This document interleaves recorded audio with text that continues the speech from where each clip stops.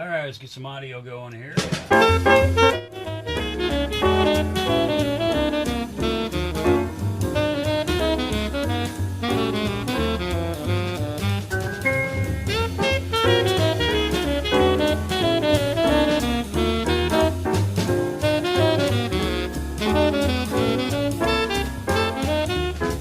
So, you should see my man Joe Dimino over here. He's treating the counter like it's a keyboard. I like it. Yeah, I can tell. I like it too. It's tapping all the time around. This has been a banner week for me. I've got a lot of people reaching out. This is my friend Steve Heckman. He's out on the West Coast. This is an album called Legacy. It's a Coltrane tribute. And the beauty of doing the show, and I mentioned it before, is these guys reach back out. I love this album. I love it when these guys cover Coltrane, and they love it too. And I appreciate it, Steve, for sending this out. And I appreciate everybody that reaches out. There was the Jazz Thieves in Brooklyn reached out this week. A cat from Berlin reached out. That's the beauty of this. Music is a unifier. It's a good way of just getting real, my friend. You had a jazz lover out there from where? And he shares your name? Oh, dude, Monaco. There's a cat out there, a Dimino, that was like... Spelled the same? Yeah, totally spelled the same. He was like, rock on, man. He even called me cousin. He said, I dig what you do. I listen to it. Yeah, what are the chances? And the weird thing is, it's just how my life works. At the same time, I galvanized an interview with the great John McLaughlin, and he's living in Monaco, too. How do you like that? Oh, man, that was a shared electrical storm of jazz. All of a sudden, the world gets a lot smaller. Oh, wow. You got possible relatives calling you from across the pond. Yo, Gumba! Yeah, Gumba! What are you doing? Paisan! Yeah, it's cool, man. It's strange, but it's very cool, you know.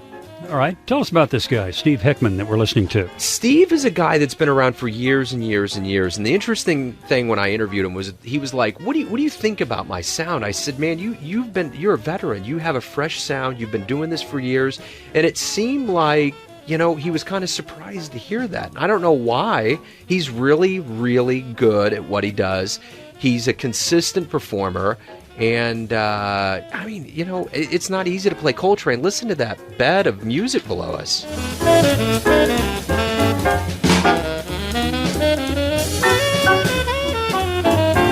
I mean, he's hopping on that train and rolling, literally and figuratively. He's on the train and going, man. Oh, yeah. Smoking. Yeah. So, yeah, Steve's a cool cat. Let me try to think. What? Oh, I smell wood burning. Uh-oh. Wait. Hold on a second. I smell smoke. You got anything going on in your mind? Not so much. Just grooving on this thing. It's the first time behind the microphone that I've really spoken at any length. Yeah. I've had a couple of weeks ago, prior to going to Texas, I caught laryngitis. Yeah. About the time I thought I'd turn the corner, my voice left. No. Yeah. Maybe that happens once a year, but rarely do I totally lose it. So I got this huskiness that... won't quite go away after about 3 weeks. I've had a doctor look at it. And he says, "Well, hey, if you want to do The Godfather, just put an Eastern accent on it. Or if you want to do I can do that, you know, shit.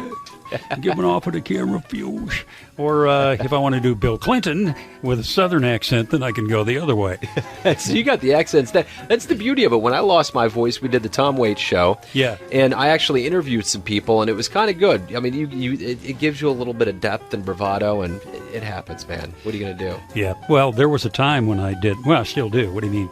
I do radio production, and there are times when I get a bad voice where I'm really froggy. What I used to do is, this is the truth, whenever I had a voice that was deep down there in the throat and gravelly and everything, if there were some scripts that I'd been keeping around where I wanted to do a biker, Yeah. or some scary big voice, or maybe a rough-hewn kind of voice, while I was talking that way, I would go ahead and do the scripts. And I had people ask me, so where are you getting these people? I said, that's me. I said, no.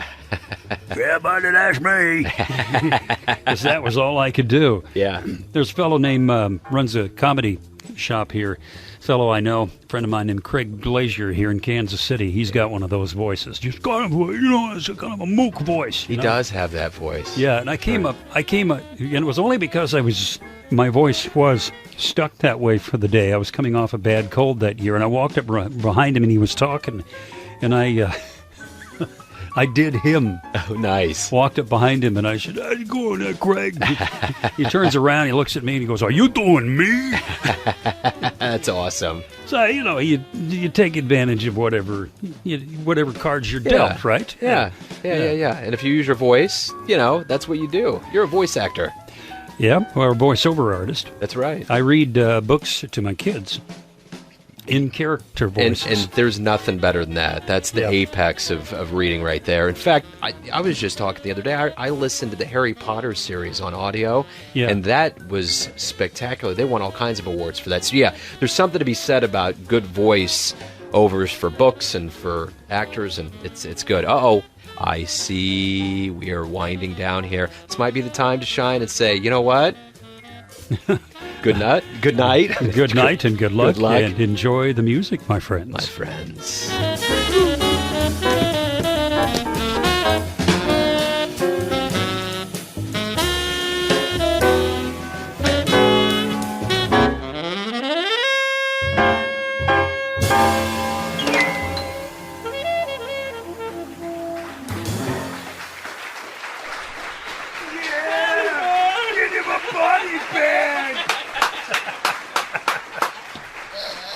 Oh, stop. Neon Jazz.